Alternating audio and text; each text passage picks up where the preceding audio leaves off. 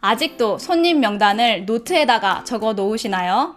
아직도 가격 계산을 계산기로 두드리시나요? 아씨, 잘못 눌렀다. 오늘은 엑셀과 쌍둥이뻘로 비슷한 구글 시트라는 거를 전해드리려고 해요.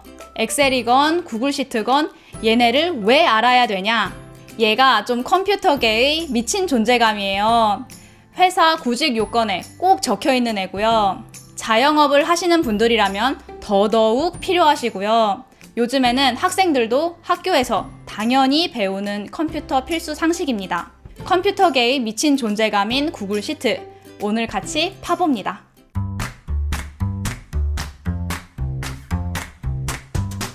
안녕하세요, 네미입니다. 우리 누가 요리 좀 할 줄 안다고 하면 저 사람은 당연히 라면을 끓일 수 있겠지 라고 생각하잖아요. 그것처럼 누가 컴퓨터 좀 만들 줄 알아요? 라고 하면 딱 기본적으로 생각나는 기준들이 몇몇 개가 있어요. 그 기준들을 제가 시리즈로 좀 묶어서 천천히 설명드리려고 합니다. 한마디로 컴퓨터 유치원에 오신 것을 환영합니다. 오늘은 1교시 수학 시간이에요. 아주 천천히 배워보겠습니다. 엄마 내가 알려줄게 채널에서는 부모님들께 복잡하고 긴 상식들을 제일 쉽고 간단하게 전해드리고 있습니다. 구독, 좋아요, 알람 부탁드리고요. 주변 분들께 추천도 많이 해주세요. 일단 엑셀과 구글 시트가 뭐 하는 애냐? 사업을 하시는 분들이라면 다 회계 장부가 있잖아요. 저번 주에 지출이 얼마였는지, 오늘 지출은 얼만지 다 장부에 적잖아요. 예전에는 일일이 다 책에 적고 계산기 두드리고 했지만 이제는 이런 엑셀 같은 프로그램을 써요. 또 집에서 우리 가계부 쓰잖아요. 마찬가지로 예전에는 노트에다가 적고 계산기로 계산했지만 컴퓨터가 기본이 되면서 대부분 이런 엑셀의 스프레드시트를 씁니다. 그럼 엑셀과 구글 시트는 대체 뭐가 다를까요? 얘네 둘은 쌍둥이라고 생각하시면 돼요. 이란성도 아니고 일란성 쌍둥이에요. 사용법이랑 용도가 되게 많이 비슷해요. 그런데 제가 구글 시트를 전해드리는 이유가 있습니다. 얘가 공짜입니다. 얘가 무료예요. 무슨 말이 필요할까요? 당첨. 그리고 공유하기가 굉장히 쉬워요. 제가 막 구글 시트에다가 이것저것 막 열심히 작업해서 누구한테 보내주고 싶어. 그럴 때 막 이메일을 켜서 첨부 파일을 열어서 붙여서 보내는 게 아니라 링크 하나만 딱 보내주면 상대방은 그 링크를 클릭하면 내가 한 작업이 뿅 하고 켜집니다. 게다가 이거는 조금 되게 멋있는데요. 그 상대방이 내 파일을 실시간으로 수정을 할 수가 있어요. 이게 나만 작업하고 끝나는 게 아니라 상대방도 같이 작업을 할 수가 있는 거예요. 이게 말로만 하니까 좀 헷갈리는데 제가 이따가 화면으로 직접 보여드릴게요. 어쨌든 그래서 저는 구글 시트를 사용을 할 거고요. 제일 기본적인 사용법을 제일 쉽게 보여드리겠습니다. 일단 구글 시트를 켜볼게요. 구글 웹사이트에서 구글 앱 메뉴를 클릭해주세요. 그리고 중간쯤에 스프레드시트라는 게 있습니다. 얘를 클릭해주세요. 저는 이거를 완전히 처음 사용하는 거기 때문에 최근 스프레드시트가 없다고 뜹니다.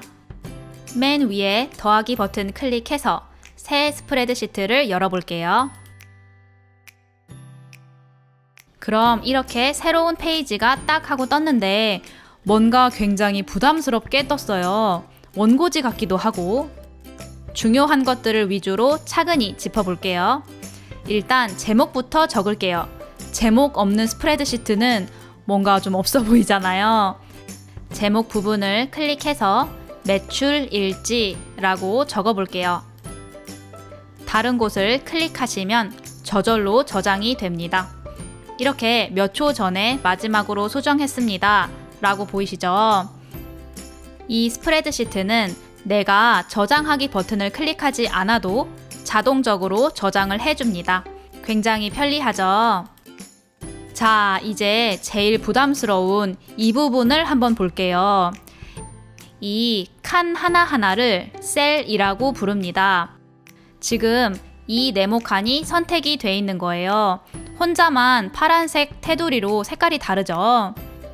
그리고 이 셀의 이름은 A1입니다.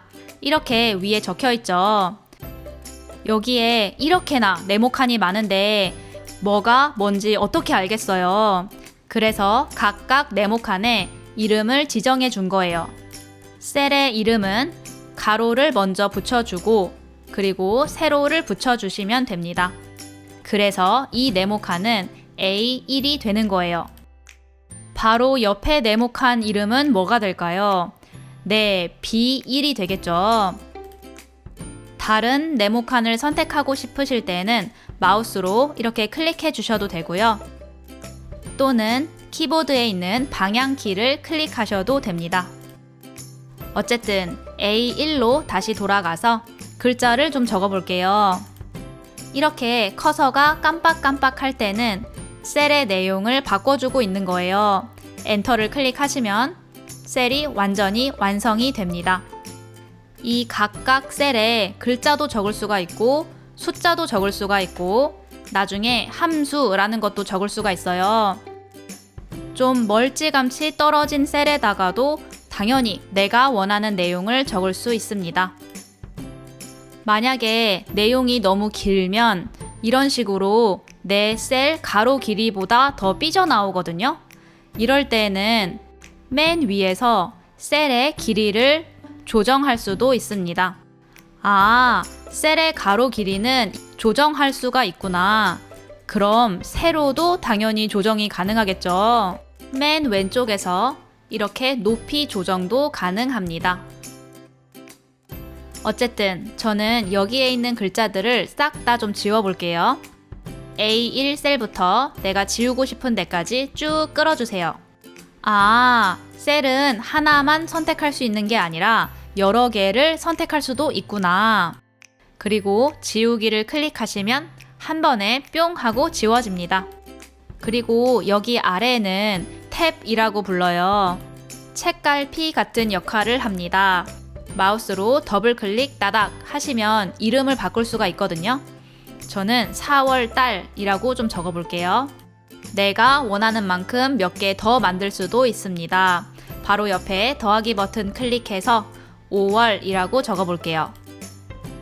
4월 매출은 4월 탭에 적을 거고요. 5월 매출은 5월 탭에 적을 거예요. 이렇게 탭으로 나눠 놓으면 굉장히 편리하겠죠. 이제 드디어 매출을 기록해 보겠습니다. 매출 일지에 뭐가 있어야 될까요? 일단 날짜가 있으면 좋겠고요. 그리고 손님이 오신 순서, 그리고 제가 생각했을 때 필요한 것들을 쭉 적어 볼게요. 그리고 기록을 좀 남겨볼게요. 오늘 4월 16일에 첫 번째로 손님이 오셨는데 그 손님의 이름은 홍길동이었고, 그리고 두 번째 손님도 오셨는데 날짜가 똑같아요.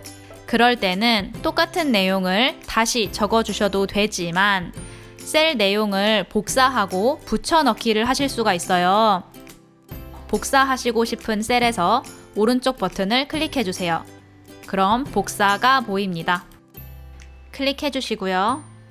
그리고 붙여넣기 하고 싶은 셀에서 오른쪽 버튼을 클릭하시고 붙여넣기 해주시면 뿅 하고 똑같은 내용이 붙여넣기가 됩니다. 이런 식으로 2줄 정도만 더 적어볼게요.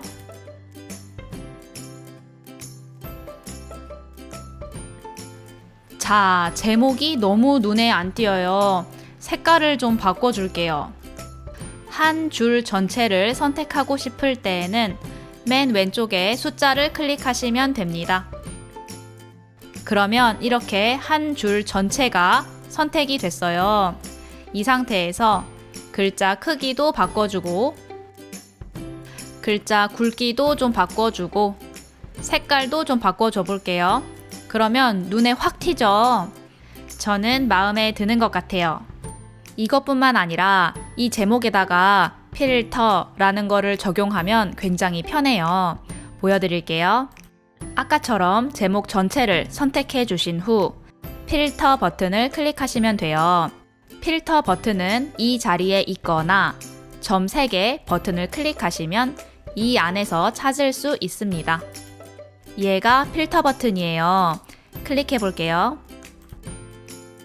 그랬더니 이 각각의 제목들 옆에 삼각형이 생겼어요. 그쵸?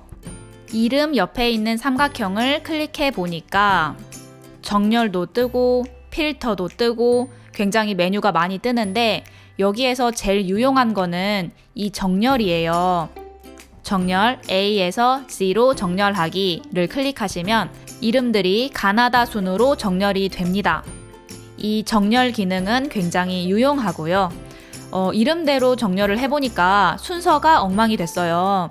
그러면 순서 옆에서 필터 선택하시고 정렬 클릭하시면 순서로도 이렇게 정렬을 할 수가 있습니다. 스프레드시트가 왜 가계부나 장부 정리할 때 간편한지 이해가 좀 되시죠? 특히 뭔가의 목록을 작성할 때 굉장히 유용합니다. 자, 다음으로 넘어갈게요. 지금은 줄이 3줄밖에 없으니까 뭐가 그렇게까지 편하단 건지 잘 모르겠는데 만약에 손님이 이렇게나 많았다고 쳐볼게요. 그리고 손님은 많으면 많을수록 좋으니까 100분이 오실 수도 있고 1000분이 오실 수도 있잖아요. 그 많은 기록을 종이에 적는 것보다 이렇게 스프레드시트에다가 적어 놓으시면 이름대로 정렬이 가능하고 가격별로도 정렬이 가능하고 굉장히 편리하겠죠. 원래 화면으로 돌아갈게요. 방금 한 작업들을 되돌리고 싶으면 여기 위에 있는 뒤로 가기 버튼을 클릭하시면 됩니다. 아이고, 너무 같네요. 뒤로 가기 반대말은 되살리기인가? 바로 옆에 있는 버튼을 클릭하시면 다시 되살아납니다. 자, 이 부분이 비어 있으니까 순서부터 좀 채워 넣어 볼게요. 여기에 4번, 5번, 6번 이렇게 채워 넣으셔도 되지만 목록에 관련해서 이런 게 있으면 좋겠다 라고 생각할 수 있는 웬만한 모든 기능은 스프레드시트에 있습니다. 1번, 2번, 3번을 선택해 주시고 우측 하단에 마우스를 갖다 대면 마우스가 이렇게 십자가 모양으로 바뀌어요. 그 십자가 모양 상태에서 밑으로 쭉 끌어보세요. 아주 똑똑하게도 숫자를 알아서 채워줍니다. 한 번 더 해볼까요? 숫자들을 선택해 놓은 상태에서 우측 하단에서 십자가 모양으로 쭉 끌어주겠습니다. 내가 일일이 숫자를 적지 않아도 순식간에 이렇게 숫자들이 적혀졌고요. 만약에 손님들이 100분, 1000분 이상이다 할 때 굉장히 유용하겠죠. 자, 날짜로 넘어갑니다. 날짜도 똑같이 해볼게요. 선택을 한 후 십자가로 쭉 끌어보니까 날짜는 똑같은 날짜가 쭈르륵 보여요. 이거 왜 그런 걸까요? 일단 뒤로 가기 또는 실행 취소를 클릭할게요. 자, 선택되어 있는 날짜를 보니까 4월 16일, 4월 16일, 또 4월 16일이에요. 똑같은 내용이 반복될 때는 십자가로 끌었을 때 똑같은 내용이 복사됩니다. 그래서 나는 여기 아래에 4월 17일로 적고 싶다 라고 하시면 적어도 2개 이상은 똑같이 적어 주셔야 돼요. 4월 17일 적고 또 4월 17일 적고 그 2개를 선택한 후 십자가로 쭉 끌어볼게요. 그러면 4월 17일로 쫙 복사가 됐습니다. 그 다음 날도 마찬가지겠죠. 4월 18일 적어주시고 4월 18일 또 적어주시고 2개를 선택한 후 십자가로 쫙 끌어주세요. 4월 18일 똑같은 내용이 복사가 됐습니다. 이렇게 십자가로 끌어서 같은 내용을 복사할 수도 있고 숫자를 순서대로 넣을 수도 있다는 거. 그리고 이 기능도 굉장히 유용해요. 셀에 쪽지를 남길 수가 있어요. 예를 들어서 내가 셀을 클릭을 하고 마우스 오른쪽 버튼 클릭하시면 여기 아래에 댓글이라는 게 있습니다. 얘를 클릭해 보세요. 그럼 이런 식으로 댓글이 뜨거든요. 여기에다가 쪽지식으로 글을 남길 수가 있는 거예요. 예를 들어서 외상. 가나다님이 외상으로 커피를 사가셨어요. 이런 식으로 댓글이 남겨진 셀은 우측 상단에 노란색 표시가 있습니다. 마우스를 갖다 대면 이런 식으로 댓글이 뿅 하고 보입니다. 자, 다음 기능으로 넘어갈게요. 여기에 보이는 이 주문 가격 원화로 표시가 되면 읽기가 굉장히 편할 것 같아요. 우리 방금 했었던 것처럼 셀 하나 선택해서 쭉 끌어주셔도 괜찮지만 편리한 기능이 하나 더 있어요. 맨 처음 셀을 선택해 주시고 키보드에 Shift를 누른 상태로 맨 마지막 셀을 클릭해 주세요. 그럼 여기부터 여기까지 한 번에 선택이 됩니다. 이 상태에서 여기 위에 통화 형식이라는 버튼이 있어요. 얘를 클릭해 볼게요. 바로 원화로 이렇게 보이죠? 콤마가 찍혀 있으니까 읽기가 훨씬 쉬울 것 같아요. 원화로 이렇게 잘 바꿨고요. 화면이 너무 작거나 클 때는 확대 축소를 사용해 주시면 돼요. 125%는 이 정도로 보이고요. 150%는 이 정도로 보입니다. 125%로 맞춰주고 화면을 위아래로 이렇게 움직여 볼게요. 뭔가 불편한 점이 보이시나요? 여기 위에 있는 제목이요. 화면을 아래로 내리면 안 보여요. 100번째 손님이 오셨을 때도 이렇게 위에 제목이 보이면 좋을 것 같아요. 그쵸? 자, 화면 위쪽에서 보기 클릭합니다. 우리는 줄 하나를 고정하고 싶은 거니까 고정해서 행 한 개를 클릭할게요. 그런 후 화면을 위아래로 움직여 보니까 제목이 계속 이 위에 둥둥 떠 있어요. 특히 목록이 길어지면 굉장히 편리하겠죠? 아주 좋습니다. 다음으로 넘어갈게요. 탭을 하나 더 만들어서 제목을 함수 실험이라고 좀 적어볼게요. 그리고 이 탭은 위치를 이렇게 바꿔 주실 수도 있습니다. 엑셀이나 스프레드시트 안에는 함수라는 너무나 중요한 기능이 있어요. 김밥의 단무지처럼, 붕어빵의 파처럼 엑셀 하면 함수라고 해도 과언이 아니에요. 그런데 이 기능이 양이 굉장히 방대해서 영상 하나로 끝낼 수는 없고 오늘은 제가 맛보기로 이게 뭔지만 보여드릴게요. 함수는 계산기라고 생각하시면 됩니다.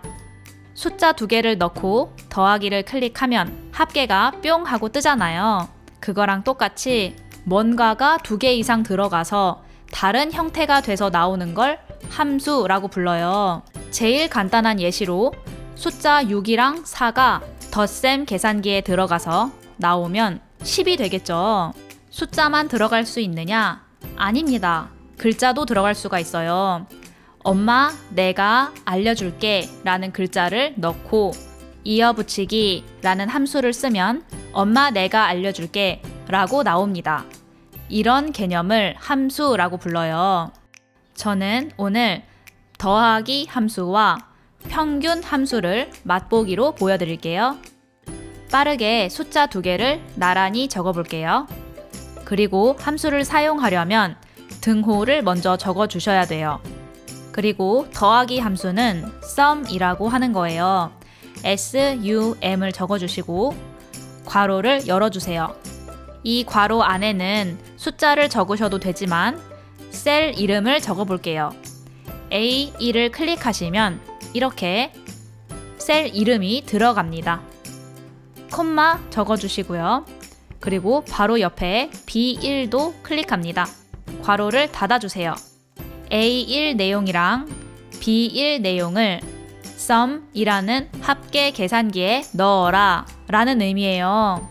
이해가 좀 되시나요? 엔터를 눌러보면 이렇게 합계 36이 뿅 하고 뜹니다. 흥미로운 걸 확인할 수가 있어요. A1을 클릭했을 때에는 셀 내용이 30이라고 뜨고요. B1을 클릭했을 때에는 셀 내용이 6이라고 떠요. 근데 C1을 클릭하면 셀 내용이 함수로 뜹니다. A1이랑 B1을 더한 값이에요 라는 의미예요. 그 말인즉 B1의 내용을 바꾸면 C1의 값도 바뀌겠죠. 왜냐면 C1은 A1이랑 B1을 더한 값이니까. 아, 셀에는 숫자가 들어갈 수도 있고 글자가 들어갈 수도 있고 함수가 들어갈 수도 있구나를 이해하시면 좋습니다. 아주 약간 오버해 볼까요? D1에다가는 얘네 숫자 3개를 다 더해 볼게요. 함수를 시작하려면 등호를 적어 주셔야 되고요. 더하기 함수는 아까랑 똑같이 SUM 적어줍니다. 괄호 열어주시고요. 그리고 A1 클릭, 그리고 콤마, B1 클릭, 그리고 콤마, C1 클릭 하고 괄호를 닫아줄게요. 자, 여기에는 더하기라는 믹서기에 재료가 3개가 들어갔어요. 엔터를 누르자마자 총 합계 260이 뜹니다. 마찬가지로 A1의 내용을 바꿔주면 C1이랑 D1의 내용도 바뀌겠죠. 여기까지가 함수 맛보기입니다. 아, 함수라는 건 이렇게 계산기 역할을 하는구나 정도만 아시고 4월달 탭으로 다시 돌아갈게요. 화면을 한눈에 볼 수 있도록 100%로 좀 줄여줄게요. 자, 이 자리에다가 합계라고 적어보겠습니다. 그리고 바로 옆에다가는 주문 가격 모두를 더해줄 건데 이렇게 더해줄 때는 더하기 함수를 사용하면 편할 것 같아요. 그쵸? 함수를 사용하기 위해서 등호를 먼저 적어주시고요. 더하기 함수 기억나시나요? SUM을 적어주시고 괄호를 열어주세요. 아까처럼 내가 더하고 싶은 셀을 이렇게 클릭 하시면 이렇게 셀 이름이 보이죠? 그리고 콤마 적어주시고 다음 셀 클릭, 콤마, 클릭, 콤마 이렇게 하나씩 적어주셔도 되는데 이렇게 하나하나 선택해주면 시간이 너무 오래 걸리니까 싹 다 지우고 잘 보니까 제가 더하고 싶은 숫자들은 D열에 다 있어요. 그쵸? 그럴 때는 맨 위에 D를 클릭하시면 D열 전체가 선택이 됩니다. 이 상태에서 괄호를 닫고 엔터를 눌러볼게요. 자, 전체 합계가 이렇게 뿅 하고 떴습니다. 이 함수 셀도 원화로 바꿔줄게요. 자, 14만 3,500원이 떴고요. 셀 G7에 있는 내용은 D열에 있는 모든 숫자를 더한 함수값입니다. 라고 이렇게 보입니다. 이렇게 해놓으면 편한 점이 뭘까요? 손님이 한 명이 더 왔다고 해볼게요. 자, 딸내미가 와서 9,000원을 주문을 했어요. 엔터를 누르자마자 합계가 바뀐 거 보이셨나요? 한 명만 더 적어볼게요. 곰PD 고객님이 2만원을 썼습니다. 엔터를 클릭하자마자 합계도 자동적으로 수정이 됩니다. 왜? 셀 G7에 있는 내용은 D열에 있는 모든 숫자를 합한 값이니까. 이 두 개만 원화로 안 보이네요. D열 전체를 선택하고 원화 버튼 클릭해 줍니다. 그럼 D열에 있는 모든 숫자가 원화로 바뀌겠죠. 아쉬우니까 함수 하나만 더 배워볼게요. 합계 바로 아래에 평균을 구해보겠습니다. 주문 가격의 평균 값을 구해보는 거예요. 함수를 시작할 때 등호부터 적어주는 거 기억나시죠? 그리고 평균을 구하는 함수는 average라는 거예요. 약간 길기는 한데 위에 이런 식으로 힌트가 뜨니까 원하시면 클릭하셔도 됩니다. 괄호 열어주시고요. 아까랑 똑같이 D열 전체를 선택을 할게요.